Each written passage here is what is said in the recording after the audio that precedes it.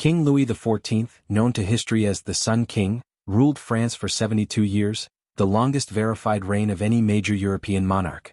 His life and rule reshaped not only France, but the very idea of kingship itself.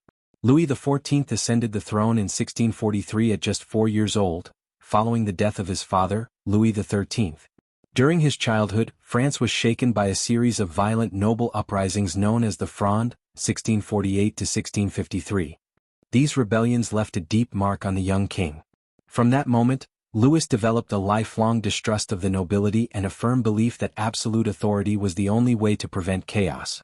When his chief minister Cardinal Mazarin died in 1661, Louis XIV made a revolutionary decision. He would rule alone. Unlike previous kings, he refused to appoint a powerful chief minister, declaring that all major decisions would pass directly through him. This marked the true beginning of absolute monarchy in France. Although historians debate the famous phrase "L'État, c'est moi," I am the state, his policies fully embodied that belief. To symbolize his supreme authority, Louis adopted the image of the sun, representing himself as the source of light, order, and life in France. Just as planets revolved around the sun, the state revolved around the king. This symbolism reached its height in the construction of the Palace of Versailles, which Louis transformed from a modest hunting lodge into the most magnificent royal court in Europe. Versailles was not just a palace, it was a political weapon. By requiring the nobility to live there and compete for royal favor through elaborate court rituals, Louis stripped them of independent power and brought them under constant supervision. Militarily, Louis XIV built the largest standing army in Europe, waging a series of wars to expand France's borders and prestige. Under his rule, France became the dominant continental power. However, these wars, combined with the massive cost of Versailles, placed an enormous strain on the French treasury.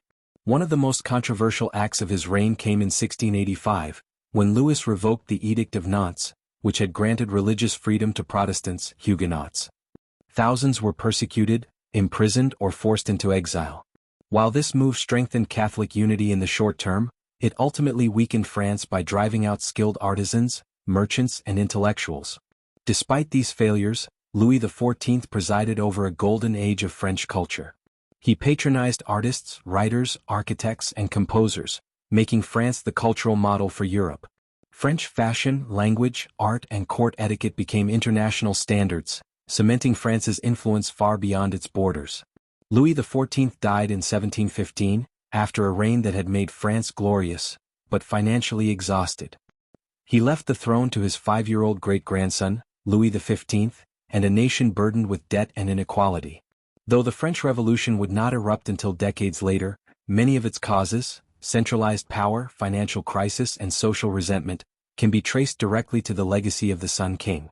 In history, Louis XIV stands as the ultimate symbol of absolute monarchy, a king who made himself the state, ruled like the sun, and cast a shadow that stretched far beyond his own lifetime.